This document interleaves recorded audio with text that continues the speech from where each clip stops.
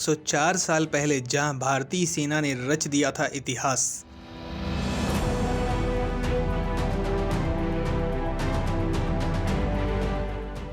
Israel के बच्चे बच्चे को याद है भारत की ये अमर कहानी।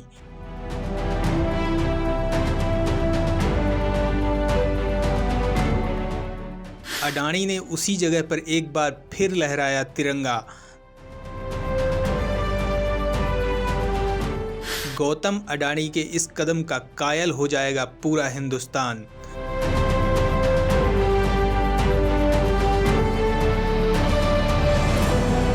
युद्ध भारत के लिए हमेशा कला का एक स्वरूप रहा है। प्राचीन काल में भी योद्धाओं के बीच युद्ध कला के प्रदर्शन होते रहे हैं। अंग्रेज भारत की इस ताकत को जानते थे, इसीलिए उनकी ये कोशिश थी कि भारतीय जवानों को लेकर युद्ध लड़ा जाए, और जब जब वो भारतीय जवानों को साथ लेकर युद्ध के मैदान पर गए, उन्हें ऐतिहासिक सफलता मिली। अफगानिस्तान में सारागढ़ी की लड़ाई हो या प्रथम द्वितीय विश्व युद्ध में अलग अलग मोर्चों पर हुई लड़ाई हो, भारतीय जवानों ने अपनी वीरता का अमर इतिहास रच दिया।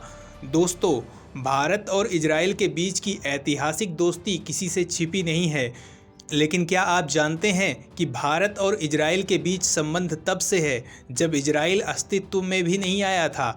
दोस्तों, ये सुनकर आप जरूर चौंक गए होंगे कि जब इजराइल का अस्तित्व ही नहीं था तब भारत और इजराइल के बीच संबंध कैसे बन गए थे।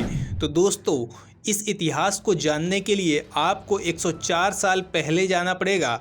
दोस्तों, 104 साल पहले 23 सितंबर 1918 को भारतीय सेना के जाबाज घुड़सवार दस्ते ने प्रथम विश्व युद्ध के दौरान तुर्की के ऑटोमन साम्राज्य से भीषण जंग लड़ी और उन्हें पराजित कर दिया। यह जंग इजराइल के हाइफा शहर में लड़ी गई थी। आधुनिक इतिहास में घुड़सवार दस्ते की जीत के कुछ अंतिम उदाहरणों में यह शामिल है। इस जंग के 2 महीने बाद 11 नवंबर 1918 को प्रथम विश्व युद्ध खत्म हो गया। इस युद्ध ने दुनिया को इस तरह से बदल कर रख दिया जितनी किसी ने कल्पना नहीं की थी। इस जंग में भारतीय सेना ने जिस दिलेरी का प्रदर्शन किया था, इजरायली जनता आज भी उसकी कायल है। ये युद्ध कितना चुनौतीपूर्ण था, भारतीय सेना ने चुनौती का सामना कैसे किया, ये जानकर आपका सीना गर्व से चौड़ा हो जाएगा। दोस्तों, साल 1918 में हाइफा शहर जर्मनी और तुर्की की सेनाओं के नियंत्रण में था। इस दौरान विश्व युद्ध अपने चरम पर था। इस दौरान ब्रिटेन, अमेरिका, सोवियत संघ और चीन के धड़े की कोशिश थी कि किसी तरह से प्रत्येक रणनीतिक रूप से अहम शहर, बंदरगाह और सैन्य अड्डे पर कब्जा कर लिया जाए ताकि विश्व युद्ध को जीता जा सके। हाइफा बंदरगाह उन सैन्य अड्डों में शामिल था जहां से हथियारों और टैंक की आपूर्ति की जाती थी। यह शहर उस समय रेल और बंदरगाह से दुनिया से जुड़ा हुआ था। ब्रिटेन के नेतृत्व वाले गठबंधन ने हाइफा, नाजरेथ और दमिश्क को काटने की योजना बनाई। हाइफा और नाजरेथ शहर इस समय इजराइल में हैं और दमिश्क सीरिया की राजधानी है। हाइफा को काटने की जिम्मेदारी ब्रिटिश सेना को मिली। इस सेना में भारत के हैदराबाद, मसूर, पटियाला, अलवर और जोधपुर शासकों के सैनिक शामिल थे। इन सभी ने ब्रिटेन के नेतृत्व में अपनी सेना को भेजा था। इसे शुरू में इंपीरियल सर्विस कैवलरी ब्रिगेड नाम दिया गया था। 15वीं इंपीरियल सर्विस कैवलरी ब्रिगेड में हैदराबाद, मैसूर और जोधपुर के घुड़सवार सैनिक शामिल थे। इनकी लॉन्सर रेजिमेंट को हाइफा शहर पर हमले की जिम्मेदारी दी गई। उस समय ब्रिटेन की शाही सेना कहीं दूर तैनात थी। यह भारतीय सैनिकों के लिए एक दिल को दहला देने वाली चुनौती थी। इसकी वजह यह थी कि तुर्की, ऑस्ट्रिया और जर्मनी के सैनिक माउंट कार्मेल पहाड़ की चोटियों पर बैठे हुए थे।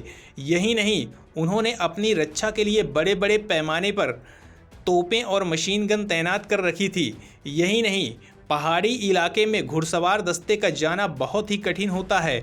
तो दोस्तों, आखिरकार भारत के जाबाज सैनिकों ने कौन सी रणनीति अपनाई कि दुश्मन चारों खाने चित्त हो गया। हाइफा युद्ध में भारतीयों का दमखम याद कर लोगों की रूह कांप जाती है।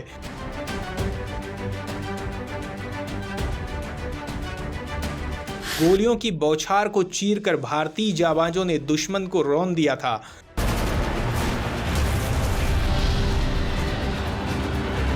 भारतीय सेना के इस हौसले को इजराइल में आज तक कोई नहीं भूल पाया। भारतीय सैनिकों ने दुश्मन के इलाके की जासूसी की और पता किया कि किन किन जगहों पर मशीन गन और किन किन जगहों पर तोपें तैनात है।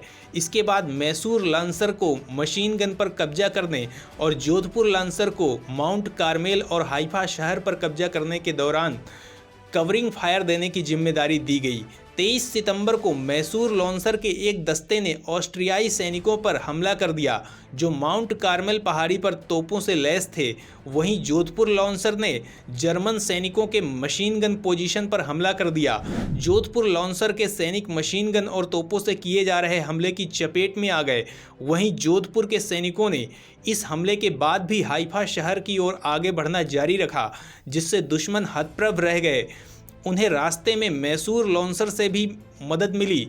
घोड़े पर तेजी से दौड़ रहे भारतीय सैनिकों को रोकने में मशीन गन की गोलियां भी फेल साबित हुई। हालांकि बाद में कई घोड़ों की घाव होने के कारण मौत हो गई। इन दोनों ही रेजिमेंट ने एक साथ मिलकर 1350 जर्मन और तुर्क सैनिकों को बंदी बना लिया। इसके अलावा उनके हाथ 17 तोपें, 4 मशीन गन और कई घातक हथियार भी लगे। वहीं भारत के केवल 8 सैनिक शहीद हुए जबकि 34 अन्य घायल हो गए। इसमें मेजर दलपत सिंह भी शामिल थे, जिन्हें बाद में मिलिट्री क्रॉस पदक से ब्रिटिश सरकार ने सम्मानित किया। उन्हें हीरो ऑफ हाइफा कहा गया है। इन भारतीय सैनिकों ने जर्मनी और तुर्की के सैनिकों की मशीन गन से की गई गोलियों की बारिश को बेकार साबित करके जीत दिलाई। भारतीय सैनिकों की इस जीत से तुर्क सैनिकों का हौसला टूट गया और न केवल तुर्क बल्कि जर्मन सैनिकों को युद्ध विराम के लिए मजबूर होना पड़ा। यही नहीं, इससे भारतीय सैनिकों का मान भी ब्रिटिश सेना में काफ़ी बढ़ गया। दोस्तों, भारत इजराइल के बीच दोस्ती का इतिहास केवल कुछ दशक पुराना नहीं बल्कि सदियों पुराना है। हाइफा में भारतीय सैनिकों की वीरता का वो इतिहास आज भी इजरायली पाठ्यपुस्तकों में पढ़ाया जाता है। यही वजह है कि इजराइल हमेशा भारत को सम्मान की नज़र से देखता है। लेकिन इसी बीच 104 साल पहले भारतीय सेना ने जिस जगह पर अपनी शौर्य और वीरता का पताका फहराया था, उसी जगह पर भारत के जाने माने उद्योगपति गौतम अडानी ने कुछ ऐसा धमाका कर दिया है कि पूरी दुनिया बस देखती ही रह गई। आखिर ऐसा क्या कर दिया है भारत के मशहूर उद्योगपति गौतम अडानी ने? जानने के लिए वीडियो को आगे देखिए। अब भारतीय उद्योगपति गौतम अडानी ने मचा दिया बवंडर। इजरायली दूतावास ने भारत की वीरता के आगे झुकाया सर।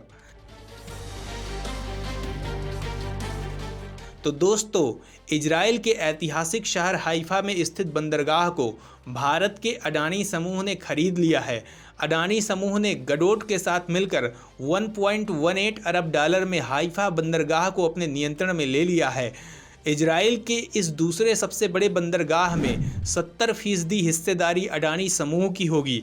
अडानी समूह के चेयरमैन गौतम अडानी ने खुद इस डील का ऐलान किया। इजराइल के इस चर्चित हाइफा शहर से भारतीयों का सैकड़ों साल से गहरा संबंध रहा है। प्रथम विश्व युद्ध के दौरान ब्रिटिश सेना की ओर से जंग लड़ रहे भारतीय सैनिकों ने इसी जगह पर फतह हासिल की थी। वीरता के इस अध्याय को इजराइल हमेशा नमन करता है। अडानी समूह के साथ इस समझौते के बाद इजराइल के भारत में राजदूत नाओर गिलोन ने प्रथम विश्व युद्ध में भारतीय सैनिकों की दिलेरी और कुर्बानी को याद किया। दोस्तों, वीरता के उस अमर इतिहास को एक और गौरवशाली मेमोरी से जोड़ दिया है मशहूर उद्योगपति गौतम अडानी ने, और भारत और इजराइल के संबंध अब ऐतिहासिक हो गए हैं। दोस्तों, यही वजह है कि भारत और इजराइल के बीच संबंध में गर्मजोशी नेचुरल दिखाई देती है, क्योंकि दोनों देशों के बीच साझी विरासत रही है। जब प्रधानमंत्री मोदी इजराइल गए तभी से इन रिश्तों को और मजबूती मिली। केवल तुष्टीकरण की राजनीति में इतने बड़े रणनीतिक साझेदार को हम खुद से दूर रख रहे थे। पीएम मोदी ने इस गलती को सुधारा और आज इजराइल भारत का प्रमुख दोस्त है।